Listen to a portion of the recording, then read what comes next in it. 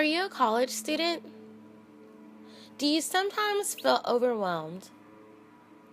Time management, classes, exams. Do you understand your financial status? Student loans, scholarships? Well, stay tuned. We spoke with 3 interviewees. It was our goal to get a better understanding of the implications regarding issues that could impact the emotional, physical, and mental well-being of today's college students and how they balance financial issues and their self-care.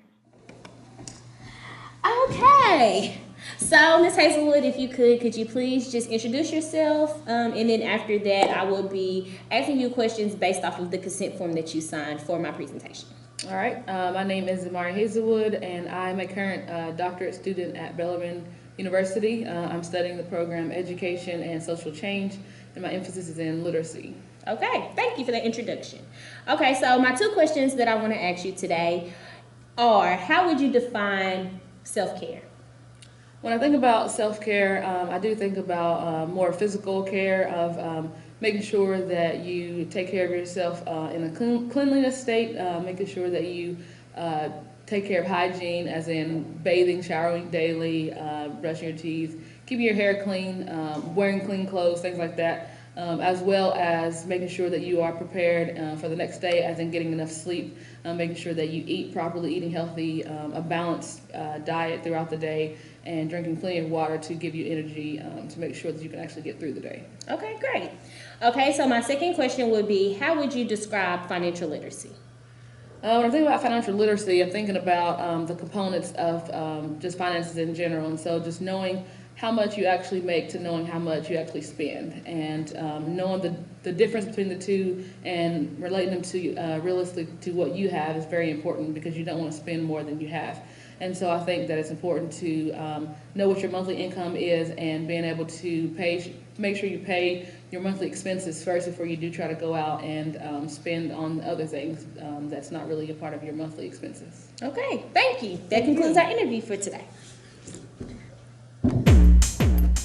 Hello, Ms. Volkian. Hi. Thank you for consenting to do this interview with me today. Mm-hmm. So, as I mentioned from the consent form that you signed, I will ask you 2 brief questions, and just respond in a way that comes off the first thought that comes to mind. Yeah. Okay. So, my first question is, how would you define self-care? Self-care. Well, basically just being okay.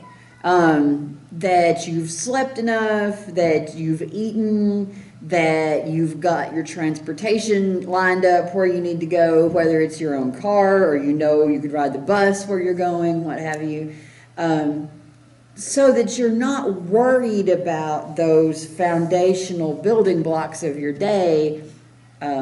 If you know the whole Maslow's hierarchy of needs, if you've got that bottom layer taken care of, you can have higher thoughts. Mm-hmm. You can think better if you're not hungry, for example. Right. Okay, so my next question would be, how would you describe financial literacy? Well, I do teach financial literacy to our students, lower income, first generation, and the main thing that I want to teach them is about financial aid terminology. When you take your loans, what are you agreeing to? How much are you borrowing? How long is it going to take you to pay it back? And are you borrowing a reasonable amount of money?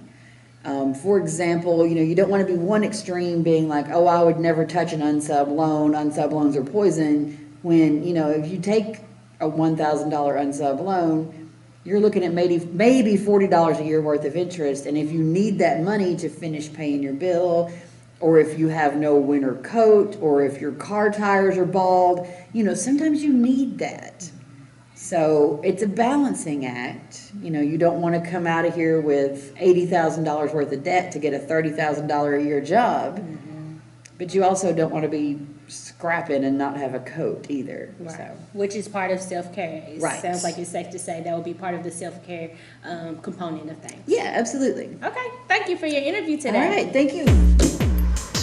Okay, so I am conducting this interview today with Ms. Sal.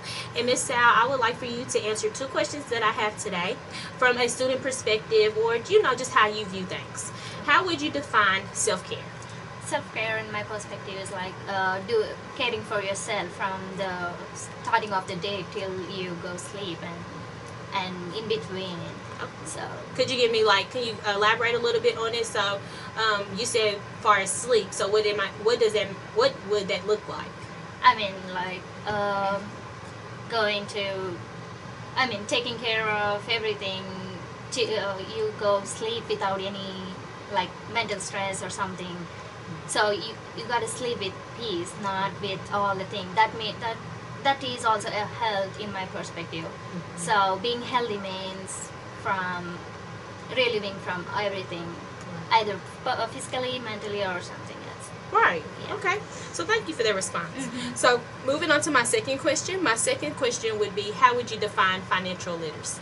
Financial literacy, according to me, is like using it in a purposeful way, using the money and balancing everything, not wasting on something that doesn't give you like the benefits, the long-term benefits.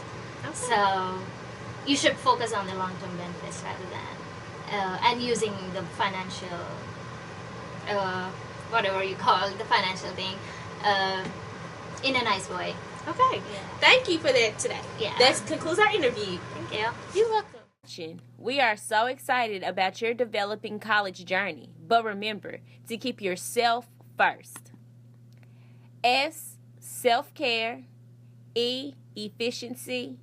L, limitations. And F, financial literacy. For more information, please click on the following link. Thank you. Have a great day.